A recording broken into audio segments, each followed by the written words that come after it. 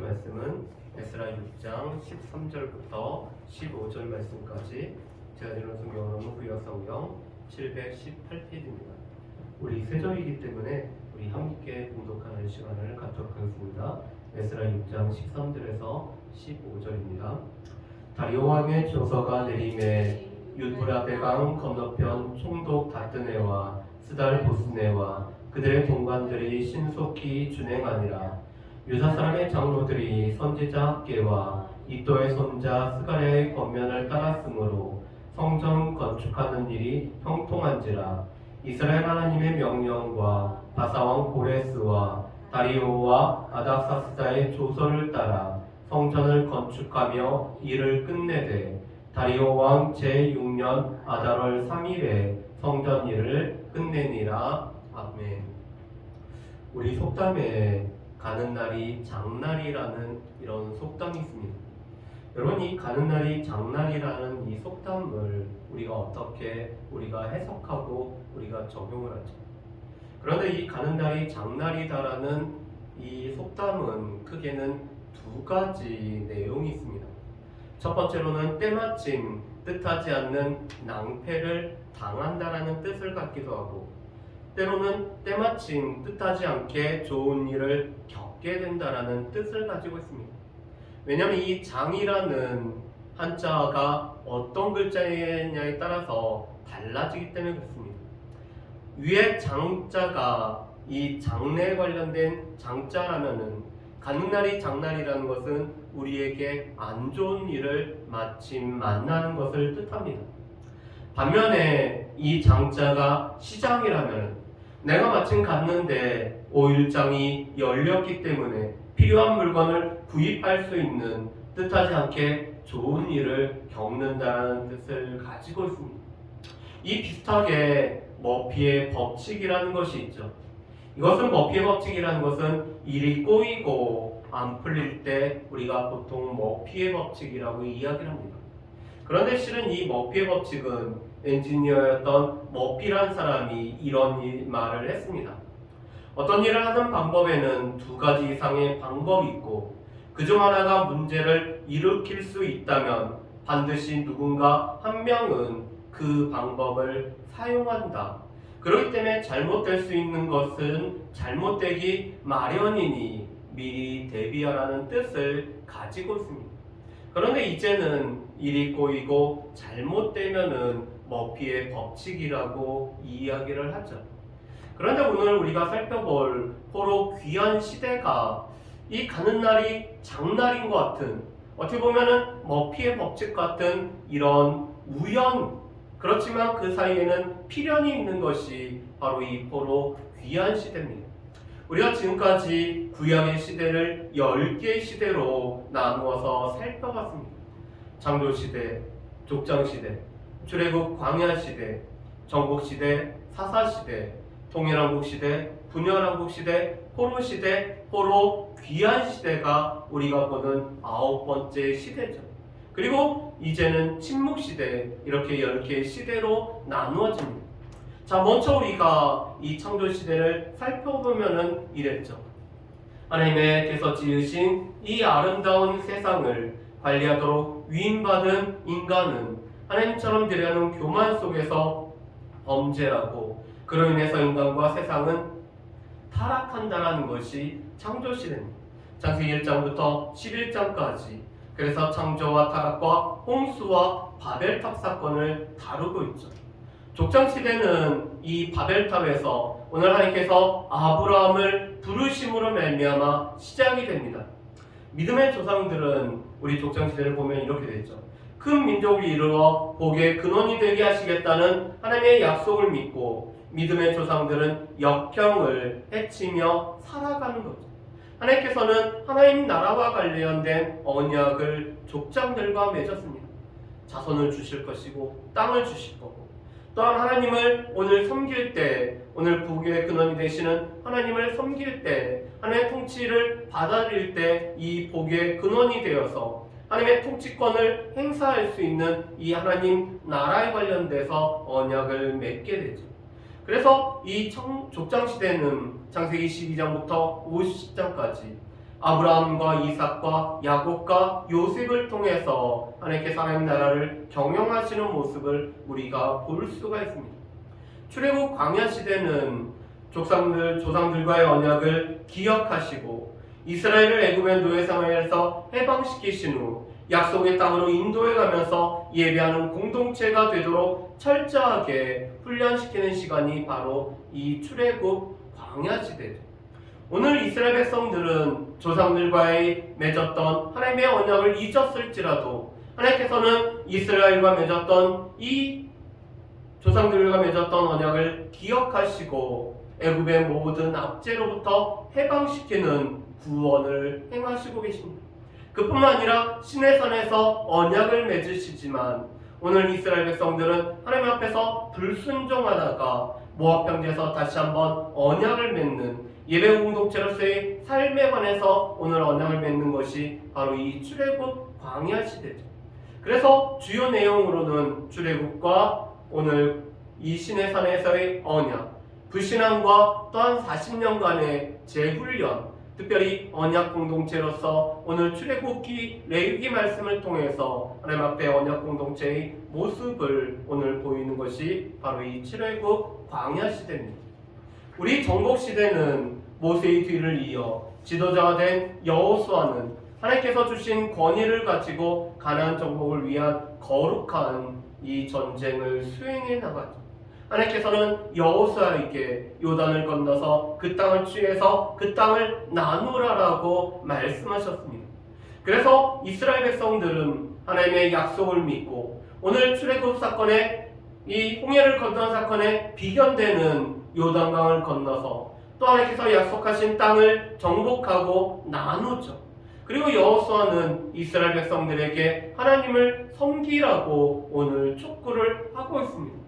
그런데 특별히 거룩한 전쟁이기 때문에 오늘 여리고 이 성 전투를 앞두고 이스라엘 백성들은 할례를 행하고 유월절을 지키고 또 하나님의 군대 장관을 만나는 이런 놀라운 일을 겪게 되죠.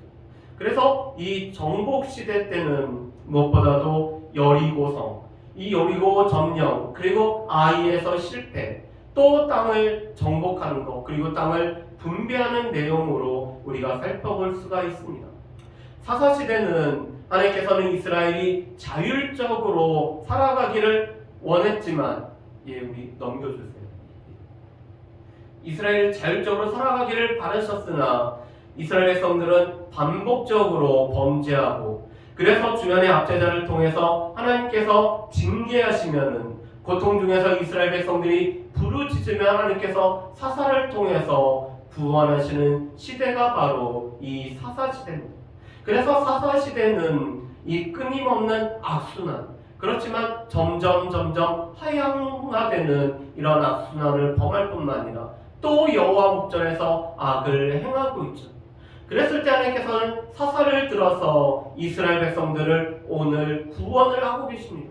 사사는 재판을 행하고 군사 지도자가 되고 때로는 하나님의 말씀을 선포하며 이스라엘 백성들을 하나님 앞으로 인도하는 제사장의 역할을 감당하는 사사. 그래서 이 사사는 하나님께서 왕이심을 나타내야 되는 존재였죠. 그런데 사사시대는 하나님께서 왕이었지만 그때 이스라엘에 눈에 보이는 왕이 없었기 때문에 자기 소견에 오른 대로 행하였던 것이 이 사사시대의 죄인의 실상이었습니다. 그래서 종교적인 타락과 도덕적인 부패로 특징지어지는 시대가 바로 이 사사시대였죠. 우리 이 다니엘 왕국 시대는 사울과 다윗과 솔로몬을 통해서 오늘 하나님께서 이스라엘 백성들에게 마지못하여서 왕을 허락한 가운데 주변 국가처럼 이스라엘도 왕정체제로 넘어갔는데 하나님 마음에 합한 다윗에 의해 국가가 번성하지만 솔로몬의 우상숭배로 분열의 위기에 봉착을 하게 됩니다.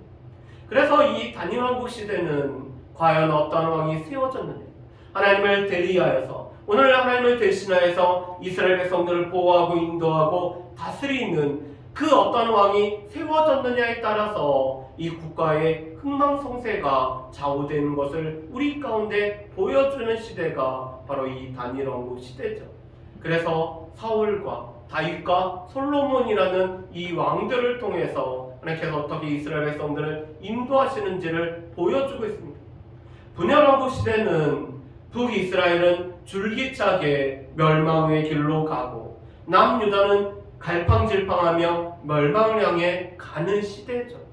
북이스라엘의 기준은 여로보암의 길을 따라갔는지 여부였습니다.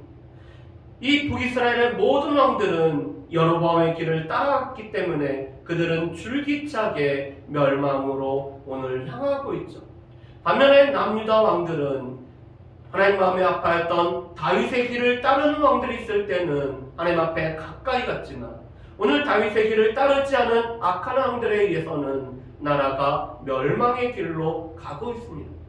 히스기야, 요시야, 여호사밧 같은 이 선한 왕들이 섰을 때는 오늘 그들을 통해서 하나님 앞에 가까이 가지만 오늘 하나님 앞에서 악한 아하스나 므낫세와 같은 또한 요시야의 아들들 같은 이 왕들이 세워졌을 때는 나라가 멸망으로 향하여 가고 있는 것을 보게 됩니다.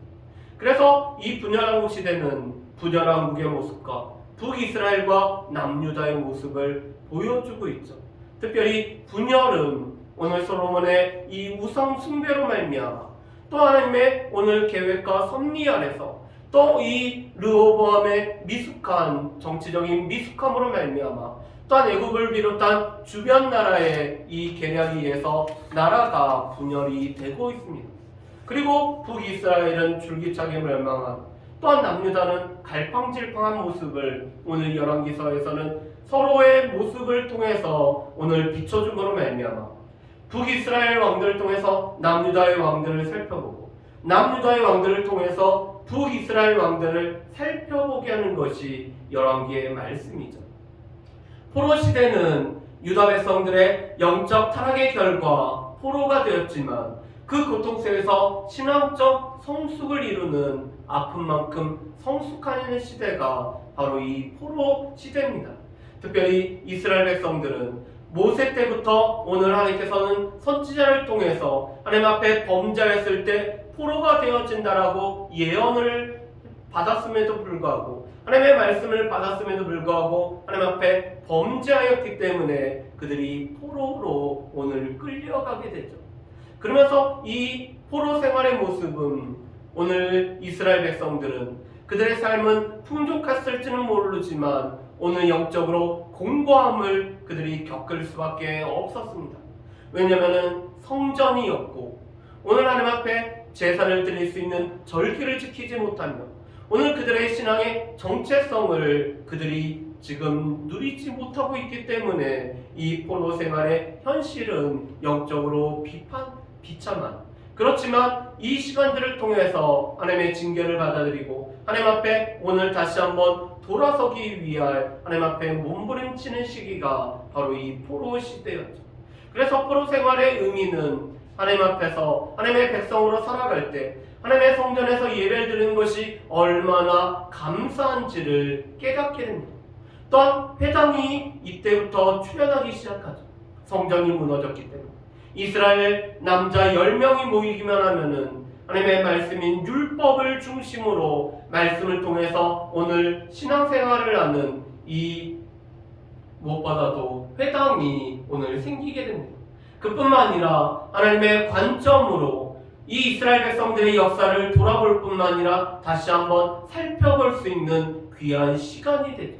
그래서 에스라와 같은 서기관들을 통해서 이스라엘의 역사를 되돌아보는 그래서 역대서의 말씀이 오늘 이 기록되는 시대가 바로 이 포로 시대, 포로 귀한 시대인 것을 보게 됩니다. 그래서 오늘은 우리가 포로 귀한 시대의 모습을 우리 같이 한번 볼까요? 자, 포로 귀한 시대. 우리 아까도 말했던 것처럼 머피의 법칙 같은 아니 가는 날이 장날인 것 같은 오늘 이 고레스의 칙령에 의해서 귀환이 오늘 허락이 된 유다 백성들은 삼체에 걸려서 귀환하고 돌아와서 성전과 신앙과 예루살렘을 재건을 하고 있습니다. 여러분 아수르와 바벨론과 이 페르시아, 바사 제국은 각각 다른 정책을 폈다는 것을 제가 몇 차례 말씀드렸습니다. 그들은 자신의 나라, 오늘 이스라엘을 점령한 가운데 자신의 나라를 오늘 강력하게 통치하기 위해서 몇 가지 정책을 펼치죠. 아수르는 무엇보다도 혼합 정책을 펴게 됩니다.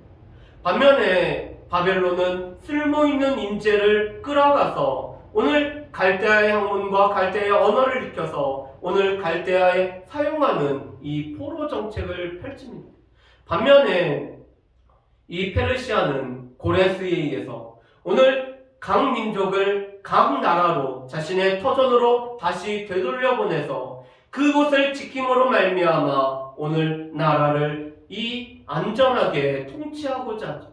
특별히 페르시아가 127도가 되는 이 광대한 영토이기 때문에 이 영토를 잘 다스리기 위해서는 자신의 민족이 자신의 땅을 오늘 방어하고 지키는 또 그 조직마다 역참제도라고 해서 오늘 이 빠른 역참제도를 통해서 오늘 이 중앙에 오늘 소식이 전파되질 뿐만 아니라 여행이 요행케 하는 것이 바로 이 페르시아가 행했던 정책인 것을 보게 됩니다.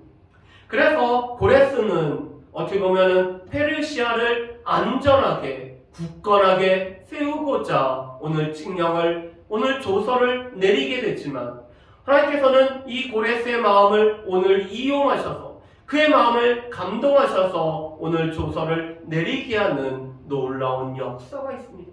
그래서 하나님께서는 일반 역사 가운데 하나님의 구원의 역사를 여전히 행하고 계시고 그것은 지금도 마찬가지죠. 하나님께서는 지금의 우리의 역사를 통해서 하나님의 구원의 역사를 이루어 가시는 것을 보게 됩니다. 그래서 이 포로 귀환 시대는 포로 귀환과 성전 재건과 영적 재건과 성벽 재건이라는 내용으로 되어 있습니다. 귀환을 한 백성들이 오늘 하나님 앞에서 성전과 성벽이라는 이 하드웨어를 재건한다면 이스라엘 백성들의 이 신앙, 영적인 재건이 이루어지는 시대가 바로 이 포로 귀환 시대이죠. 자, 그래서 우리 포로 귀환 시대를 우리 조금 더 다시 한번 살펴봤으면 좋겠습니다. 포로 귀환, 3차에 걸친 귀환 과정에서 하나님의 은혜를 체험하는 시대가 바로 이 포로 귀환 시대죠. 그래서 에스라 1장부터 느헤미야 2장까지 다루고 있습니다. 성전 재건, 이스라엘의 정체성을 확인하기 위한 이스라엘 재건의 핵심, 바로 성전은 이스라엘 백성들의 신앙의 정체성과 관련되죠. 성전, 하나님께서 이스라엘 백성들과 함께 하신다. 하나님을 모시는 백성으로 하나님의 자녀로서의 이스라엘의 정체성을 분명히 보여주는 것이 성전인데 스룹바벨에 의해서 이 성전이 재건되기 때문에 이 제2성전은 스룹바벨 성전이라고 일컬어지죠. 우리 에스라 3장부터 6장까지의 내용입니다. 그리고 영적 재건, 2차 귀환을 지도한 에스라는 백성들에게 율법을 가르치죠. 하나님의 학사였죠. 하나님 앞에서 제사장이었던 에스라를 통해서 하나님의 말씀이 선포되어지고 이 말씀이 가르쳐짐으로 말미암아 말씀으로 신앙이 다시 한번 세워지는 영적 재건이 이루어지고 있습니다. 에스라 7장에서 10장, 느헤미야 7장에서 10장까지가 바로 이 신앙의 재건, 이스라엘 백성들의 오늘 영적 재건을 다루고 있죠. 성벽 재건, 3차 귀환을 지도한 느헤미야는 예루살렘을 재건하여 구별된 도시로 만들고자 하고 있습니다. 예루살렘 성벽이 무너져서 아무나 쉽게 드나들 수 있던 이 예루살렘에 오늘 예루살렘 성벽을 재건함으로 말미암아 오늘 이 공동체가 하나님 앞에서 거룩한 공동체로 살고자 구별된 도시를 만들고자 하는 것이 바로 이 느헤미야의 오늘 이 성벽 재건의 모습입니다. 느헤미야 1장에서 6장까지 다루고 있죠. 자, 그렇다면 이 말씀들을 우리가 조금 더 우리가 자세히 한번 살펴봤으면 좋겠습니다. 먼저 우리 포로 귀환에 관한 말씀을 한번 보실까요? 고레스의 조서는 여호와께서 예레미야 입을 통하여 하신 말씀을 이루게 하시려고 오늘 고레스가 조서를 내리고 하나님께서는 고레스의 마음을 감동을 시킵니다.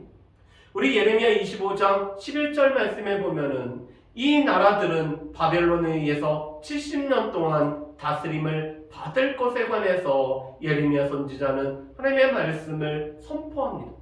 그리고 이 예언의 말씀을 가지고 오늘 다니엘이 기도하는 가운데 깨닫는 것은 예레미야 선지자를 통해서 오늘 70년이라는 이 수완이 차면은 오늘 이 포로에서부터 귀환할 것을 이 다니엘이 바라보면서 하나님 앞에 기도를 하고 있죠. 그런데 그 말씀처럼 에스라 1장 1절부터 4절 말씀에 보면은 이 포로 귀환이 이루어지고 있고 오늘 하나님께서는 고레스의 마음을 감동하여서 조서를 내리게 하고 있습니다. 우리 에스라 1장 1절부터 4절 말씀을 우리 같이 한번 읽어봤으면 좋겠습니다. 우리 1절부터 4절 말씀 우리 한 장만 넘겨보실까요? 우리 1절부터 4절 말씀 같이 읽어봅니다. 바사왕 고레스 원년에 여호와께서 예레미야 입을 통하여 하신 말씀을 이루게 하시려고 바사왕 고레스의 마음을 감동시키심에 그가 온 날에 공포도 하고 조서도 내려 이르되 바사왕 고레스는 말하노니 하늘의 하나님 여호와께서 세상 모든 나라를 내게 주셨고 나에게 명령하사 유다 예루살렘에 성전을 건축하라 하셨나니 이스라엘의 하나님은 참 신이시니라. 너희 중에 그의 백성된 자는 다 유다 예루살렘으로 올라가서 이스라엘 하나님 여호와의 성전을 건축하라. 그는 예루살렘에 계신 하나님이시라. 그 남아있는 백성이 어느 곳에 머물러 살든지 그곳 사람들이 마땅히 은과 금과 그 밖의 물건과 짐승으로 도와주고 그 외에도 예루살렘에 세울 하나님의 성전을 위하여 예물을 기쁘게 드릴지니라 하였더라. 아멘. 우리 에스라 1장 1절에서는 이렇게 말씀합니다. 여호와께서 예레미야 입을 통해 하신 말씀을 이루게 하시려고 바사왕 고레스의 마음을 감동시키셨다는 말씀합니다. 70년이 차면 그래서 포로로 끌려갔다가 오늘 1차 포로 귀환이 이루어지는 시기가 딱 70년이 걸리죠. 또한 예루살렘 성전이 오늘 이 폐허가 됐다가 파괴가 되었다가 제2성전이 건축되는 것이 딱 70년이 됩니다. 그런데 이것은 하나님께서 예레미야의 입을 통해서 하신 말씀을 이루기 위해서 고레스를 감동하여서 고레스가 오늘 조서를 냅니다. 고레스는 하나님께서 이 모든 나라를 다스리게 하셨다는 것과 또 하나님께서 오늘 성전을 세우라고 하셨기에 오늘 이스라엘 백성들은 하나님의 백성된 자들은 귀환하여서 성전을 건축하라고 말씀합니다. 또 이스라엘 백성들이 이르는 땅에 있는 백성들은 금과 은과 또 성전에 필요한 물품을 제공할 것을 말하죠. 그래서 우리 1, 2, 3차 오늘 이 포로로 잡혔다가 오늘 귀환하는 모습을 보면은 이렇게 돼 있습니다. BC 605년이 1차 포로였다면은 1차 귀환은 BC 536년에 스룹바벨에 의해서 오늘 귀환을 하고 있는 모습을 보게 됩니다. 2차는 BC 597년에 오늘 포로로 잡혀가고 있다면 2차 귀환은 BC 458년에 에스라의 주도로 오늘 2차 귀환이 이루어지고 있습니다. 3차는 BC 586년에 오늘 포로가 되었다면 BC 445년에 느헤미야의 주도 가운데 오늘 이스라엘 백성들이 이 예루살렘으로 돌아오고 있죠. 그래서 그 명단이 약 9만 5천 명의 귀환. 그런데 오늘 에스라와 느헤미야에서는 하나님의 선한 손에 도우심으로 말미암아 오늘 귀환이 이루어졌을 뿐만 아니라 예루살렘 성전의 재건이 이루어졌고 예루살렘 성벽이 재건되었음을 오늘 고백을 하고 있습니다. 이 모든 것은 하나님의 선한 손에 이 하나님의 능력의 손이 하나님의 선한 손이 오늘 하나님을 찾는 자들에게 은혜를 베풀어 주시고 오늘 도와주시기 때문에 하나님의 선한 손에 도우심으로 말미암아 오늘 포로 귀환이 이루어졌음을 말씀을 하고 있죠. 자, 그렇다면은 이스라엘 백성들의 정체성이라고 할 수 있는 우리 성전 재건의 모습을 보기로 합니다. 포로 귀환 후 이스라엘의 상황은 영토도 주권도 없고 혼혈이 되어 이스라엘의 정체성을 찾을 길이 없었습니다. 비록 귀환하였지만 이 땅은 페르시아의 오늘 지배를 받고 있었죠. 그뿐만 아니라 오늘 스스로 자치를 할 수 있었지만 오늘 총독에 의해서 다스림을 받는 이 주권도 없는 상황이었습니다. 그뿐만 아니라 북쪽에 있는 이스라엘 지파들은 이미 혼혈이 되었었고 남유다 백성들 가운데도 오늘 혼혈이 되어서 그 자녀들이 이방의 언어를 할 수는 있어도 오늘 하나님의 백성의 언어들은 잊어버리는 이런 어처구니 없는 상황이 지금 이 포로 귀환한 상황의 현실이었습니다. 그래서 에스라와 느헤미야는 모든 이 혼혈로부터 오늘 다른 민족과 오늘 같이 섞여 사는 것을 오늘 철저히 개혁하는 모습으로 오늘 이스라엘 백성들을 새롭게 하려고 하죠. 그런 이스라엘 백성들의 정체성을 찾을 수 있는 유일한 길은 성전을 재건하고 성전에서 제사를 드림으로 말미암아 성전 예배가 회복되어져서 하나님의 함께하심을 누리는 것이 오늘 이 이스라엘 정체성 회복의 가장 중요한 것이었습니다. 그래서 고레스의 오늘 조서에 따라서 70년 만에 성전을 재건을 하고 있습니다. 여러분, 그런데 문제는 이 성전 재건이 쉽게 이루어지지 않았다는 것입니다.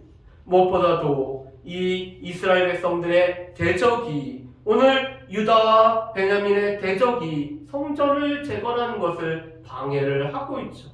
우리 말씀을 한번 살펴봤으면 좋겠습니다. 에스라 4장 1절 말씀 그리고 4절과 6절 말씀을 우리 같이 한번 읽어보실까요? 우리 4장 1절 말씀을 먼저 우리 읽어보겠습니다. 사로잡혔던 자들의 자손이 이스라엘 하나님 여호와의 성전을 건축한다음을 유다와 베냐민의 대적이 듣고 이로부터 그 땅 백성이 유다 백성의 손을 약하게 하여 그 건축을 방해해야 돼. 바사왕 고레스의 시대부터 바사왕 다리오가 즉위할 때까지 관리들에게 뇌물을 주어 그 계획을 막았으며 또 아하수에로에가 즉위할 때 그들이 글을 올려 유다와 예루살렘 주민을 고발하니라. 아멘. 오늘 이 대적들은 세 가지의 방법으로 오늘 성전 건축을 방해하는 모습을 보게 되죠. 첫 번째로는 유다, 베냐민 사람들의 손을 약하게 하고 있는 것을 보게 됩니다.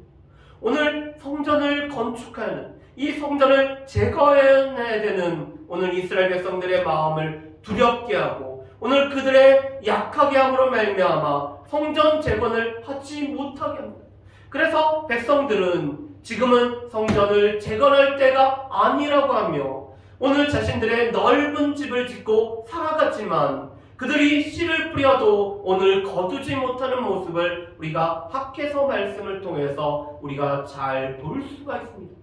그런데 이것은 대적들이 이스라엘 백성들의 마음을 약하게 한 결과였습니다. 두 번째로는 오늘 관리들에게 뇌물을 주어서 오늘 성전 이 건축을 재건을 하는 것을 오늘 계획을 막고 있는 것을 보게 됩니다. 당시는 총독이 각 지방을 다스리고 있었기 때문에 이 총독의 영향력은 대단했습니다. 그런데 그들에게 뇌물을 주고 오늘 그들의 이 관권에 힘을 동원하여서 성전 재건을 방해하는 모습을 볼 수가 있죠. 세 번째로는 오늘 페르시아의 왕들에게 오늘 조서를 편지를 보내서 이 이스라엘 백성들을 고발하고 오늘 이 땅은 다윗 같은 큰 왕이 있었고 오늘 이렇게 그들이 성전을 재건하면은 결국은 이 페르시아에게는 해가 될 뿐만 아니라 그들이 독립을 꿈꾸게 된다라고 오늘 거짓된 오늘 이런 고발을 하는 것을 볼 수가 있습니다. 이런 거짓된 고발로 인해서 그들은 성전 재건을 방해를 하고 있죠. 세 가지였습니다. 이스라엘 백성들의 마음을 약하게 하고 그리고 무엇보다도 오늘 관리들에게 뇌물을 주고 그리고 또한 이 왕들에게 편지로 고소를 함으로 말미암아 성전을 재건하는 것을 방해를 하고 있죠. 그렇지만 하나님께서는 학개와 스가랴 선지자를 통해서 오늘 성전을 다시 한번 재건할 수 있도록 백성들의 마음을 오늘 감동시키는 일을 하고 있습니다. 그래서 이 포로 귀환 시대 때 쓰임을 받았던 선지자가 바로 학개 선지자와 스가랴 선지자. 우리 에스라 5장 1절 말씀을 1절에서 2절 말씀을 우리 같이 한번 읽어봤으면 좋겠습니다. 같이 읽어보실까요? 선지자들 곧 선지자 학개와 이도의 손자 스가랴가 이스라엘 하나님 이의 이름으로 유다와 예루살렘에 거주하는 유다 사람들에게 예언하였더니 예스알디엘의 아들 스룹바벨과 요사닥의 아들 예수아가 일어나 예루살렘에 있던 하나님의 성전을 다시 건축하기 시작하며 하나님의 선지자들이 함께 있어 그들을 돕더니라고 말씀을 하고 있습니다. 여러분, 하나님께서는 학개와 스가랴를 통해서 유다 사람들에게 오늘 예언을 하고 성전을 재건할 것을 오늘 독려를 하고 계십니다. 또한 오늘 선지자들이 함께 도왔기 때문에 오늘 이 성전을 재건하기 위해서 이스라엘 백성들이 분연히 일어나서 오늘 성전을 재건하는 모습을 우리가 볼 수가 있습니다. 또한 이 오늘 본문에 나와 있는 이 다뜨네와 스달보스네와 그들의 동거한들이 오늘 선지자들을 통해서 오늘 마음에 감동받은 이스라엘 백성들이 성전을 다시 재건하고자 할 때 오늘 그들은 이 다리오 왕에게 편지를 보내서 오늘 고레스의 조서를 한번 찾아봐 달라고 이런 편지를 보내고 있습니다. 다리오는 고레스의 조서를 발견하고 고레스의 조서대로 성전 재건을 허락하는 조서를 내리고 있죠. 그래서 이스라엘 백성들은 성전을 재건하고 있고 이 성전 건축하는 일은 형통하여서 딱 70년 만에 성전이 재건되는 모습을 우리가 보게 됩니다. 자, 그렇다면 이제 세 번째로 느헤미야를 통한 성벽 재건의 모습을 우리가 함께 보실까요? 이 느헤미야는 아닥사스다 왕 때 술 맡은 관원장이었습니다. 술 맡은 관원장은 왕의 이 술을 먼저 먹어보는, 그래서 왕이 신임하는 사람이 술 맡은 관원장으로 이 왕에게는 가장 중요한 오늘 이 신하 중에 하나가 바로 느헤미야였습니다. 그런데 고관이자 오늘 이 신하였던 느헤미야가 오늘 고국의 소식을 듣고 들어온 그 동생 하나냐의 말을 듣고 예루살렘 성은 황폐화됐고 성문은 소화됐고 그래서 이 땅에는 성벽이 없기 때문에 아무나 드나들 수 있는 그런 예루살렘으로 말미암아 그래서 이 예루살렘에서는 시체가 즐비한 상황을 듣게 됩니다. 그래서 이 느헤미야는 예루살렘의 성벽을 재건을 위해서 오늘 기도를 하고 있죠. 4달에 걸쳐서 기도를 하고 있습니다. 그러면서 이 사람들에게 은혜를 받게 해달라고 기도하는 가운데 아스닥사스다의 오늘 허락을 맡아서 예루살렘 귀환을 하게 됩니다. 그런데 느헤미야도 오늘 성전을 재건했던 이스라엘 백성들처럼 동일하게 그는 여러 가지 어려움에 오늘 접해 있는 것을 보게 됩니다. 특별히 사면의 대적의 반대를 딛고 있죠. 산발랏은 사마리아의 총독이어서 오늘 예루살렘 중심으로 하면은 북쪽에 위치하고 있습니다. 이 도비아는 암몬 사람이었습니다. 암몬 사람들은 이 예루살렘 동편에 오늘 위치하고 있죠. 아라비아 사람들은 남쪽에 위치하고 있습니다. 아스도 사람들은 동편에 위치하고 있죠. 지금 사면에 오늘 대적들로 가득한 상황들입니다. 그들은 이 성벽 재건하는 것을 원하지 않고 오늘 쳐들어갈 것 같다는 이 소문으로 인해서 유다 백성들의 손을 약하게 하려고 여러 차례 시도하는 모습을 보게 됩니다. 그렇지만 이 밖의 위협과 더불어서 안에 어려움이 있었습니다. 오늘 이스라엘 백성들 가운데는 성벽을 재건해야 되는 이 귀중한 사명을 맡은 가운데 오늘 먹을 것이 부족하여서 땅을 팔고 자신의 오늘 몸을 팔고 자녀들을 파는 사람들이 있었습니다. 그래서 오늘 느헤미야에게 오늘 남자들은 여인들과 함께 와서 호소를 하죠. 느헤미야가 이렇게 얘기합니다. 우리가 유다 백성들을 자유롭게 했는데 너희가 다시 유다 백성들을 종으로 삼느냐라고 오늘 책망을 하고 오늘 이 느헤미야는 모범을 보이죠. 총독의 녹을 먹었기 때문에 다른 것들을 요구하지 않고 오늘 이 느헤미야 식탁에 다른 사람들을 초대할 뿐만 아니라 또한 오늘 돈을 빌려주고 이자를 받지 않는 이런 모범을 보이고 있습니다.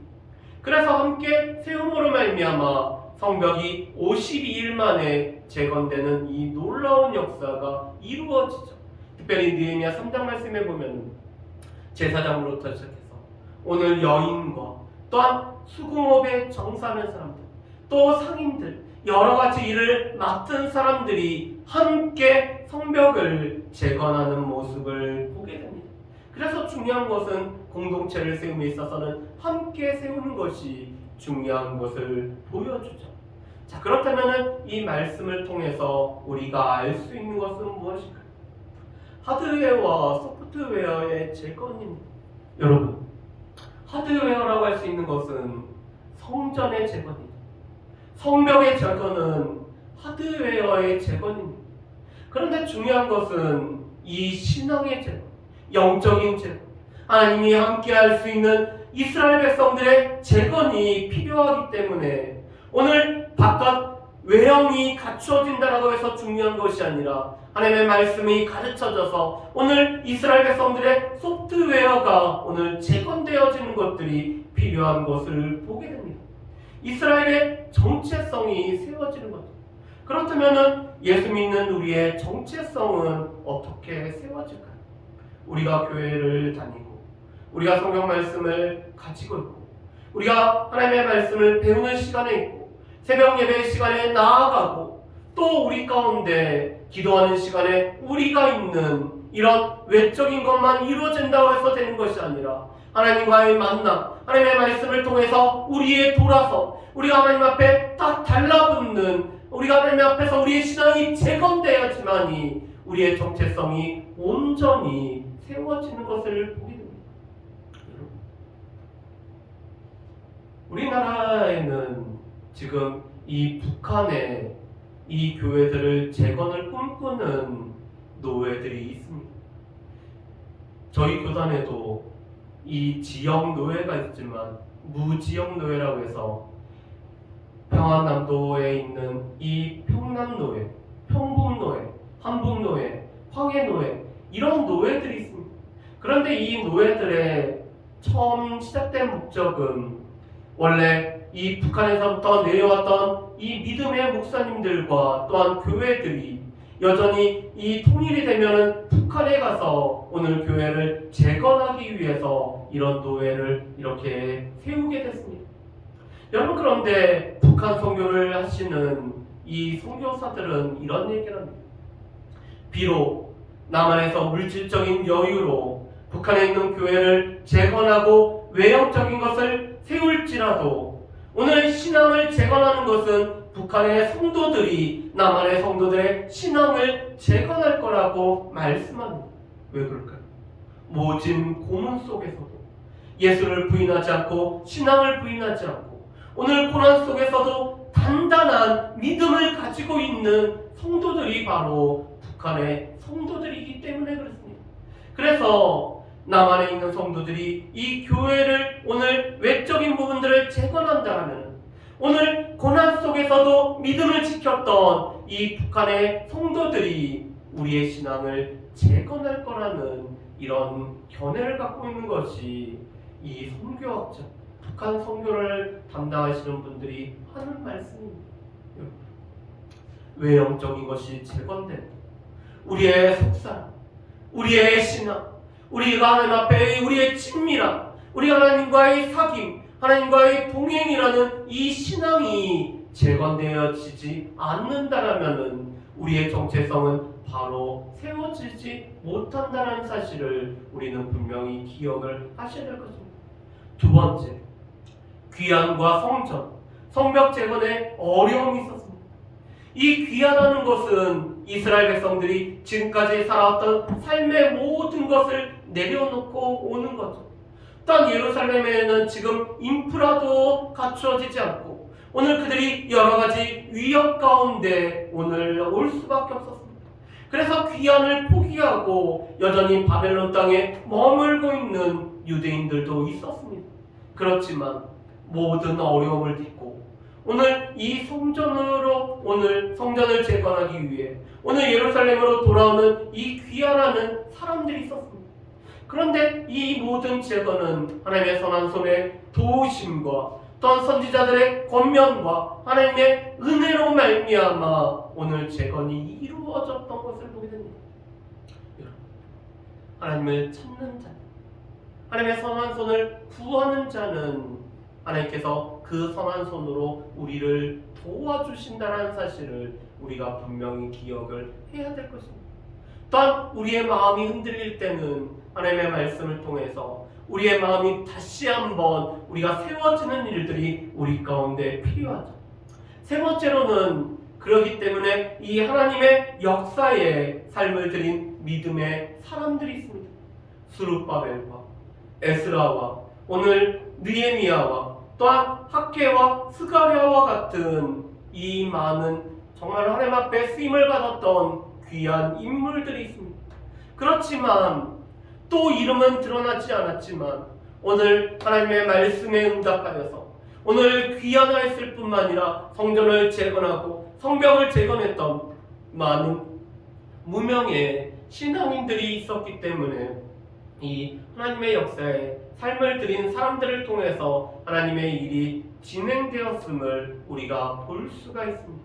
바라기는 오늘 말씀을 통해서 우리 가운데 이 소프트웨어라고 할 수 있는 우리의 신앙이 재건되어질 뿐만 아니라 이 신앙의 재건으로 말미암아 하나님 앞에서의 정체성이 바로 세워지는 우리들, 또한 하나님의 선한 손을 구하는 자에게 하나님의 선한 손의 도우심을 우리가 힘입어서 우리가 하나님의 일들을, 하나님의 역사를 이루어갈 수 있는 저와 여러분들 되시기를 주님의 이름으로 축복합니다. 우리 이 시간에 은혜라는 찬양을